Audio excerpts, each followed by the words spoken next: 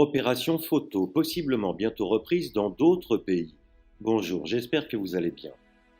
La Belgique, la Suisse, le Canada, l'Italie, l'Allemagne pourraient, semble-t-il, également proposer cette action aux victimes de l'aide sociale à l'enfance, vu que malheureusement ils sont également touchés par ce fléau, avec de trop nombreux enfants arrachés à leur famille sous différents prétextes tout aussi aberrants qu'en France. De nombreux maux, MAUX, touchent malheureusement l'intégralité de la planète et nous assistons actuellement mondialement à ce dont il ne faut pas parler sous peine de... Alors que dans tous les domaines, nous pouvons légitimement nous interroger, comparer et réfléchir sans pour autant être accusés de complotisme. Car si le mot complot dérange bon nombre de personnes, il existe bel et bien des stratégies visant à orienter les humains dans une direction voulue et au passage, certains en profitent pour s'enrichir sur le dos des autres. Pour rester sur le sujet du complot truc ou des stratégies, je vais vous passer un petit extrait d'une des deux vidéos proposées par la chaîne YouTube Phéno Évolution, qui explique ce qu'est le nouvel ordre mondial. Un extrait qui justement traite des dérives de l'aide sociale à l'enfance et qui laisse pensif.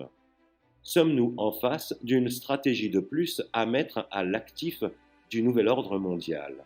Écoutez attentivement cet extrait et je vous laisse l'interpréter comme bon vous semble. Le lien de cette vidéo est dans le descriptif. Prenez soin de vous et de vos proches. À bientôt, ici ou ailleurs. Portez-vous bien.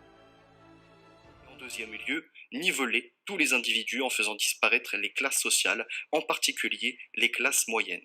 Mais nous devons procéder de manière à ce que tous ces changements apparaissent comme étant issus de la volonté populaire, qu'ils aient l'apparence de la démocratie.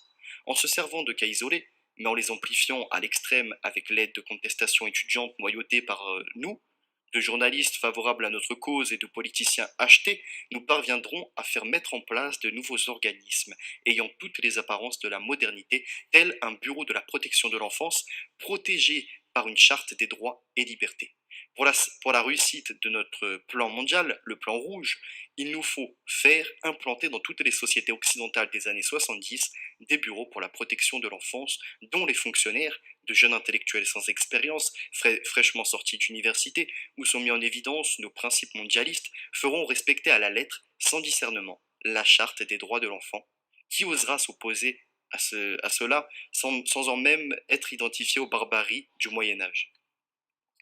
Cette charte, laborieusement mise au point dans nos loges, nous permettra enfin de réduire à néant toute autorité parentale en faisant éclater la famille en individus farouchement opposés les uns aux autres pour la protection de leur intérêt personnel. Elle encouragera les enfants à dénoncer des parents trop autoritaires parce que trop traditionnels, trop religieux. Elle contribuera ainsi à soumettre les parents à une psychose collective de la peur, ce qui provoquera inéluctablement d'une manière générale dans la société, un relâchement de l'autorité parentale. Ainsi, nous aurons réussi, dans un premier temps, à produire une société semblable à celle de la Russie des années 50, où les enfants dénonçaient à l'État leurs parents et cela sans que personne ne s'en aperçoive. En transférant ainsi à l'État le rôle parental, il nous sera plus facile par la suite de nous accaparer une par une de toutes les responsabilités qui avaient été, jusqu'à date, du ressort exclusif des parents.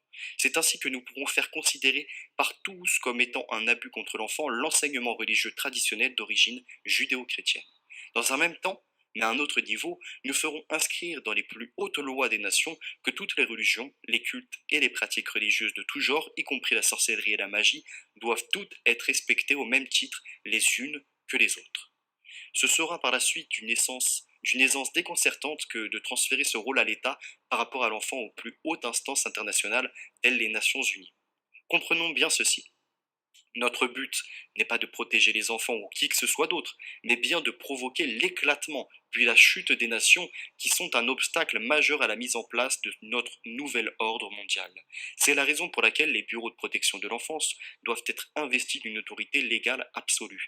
Ils doivent être en mesure, comme bon leur semblera, mais toujours sous le prétexte de la protection de l'enfant, de pouvoir retirer ces derniers de leurs milieux familiaux originels et les placer dans des milieux familiaux étrangers ou des centres gouvernementaux déjà acquis à nos principes mondialistes et à religieux.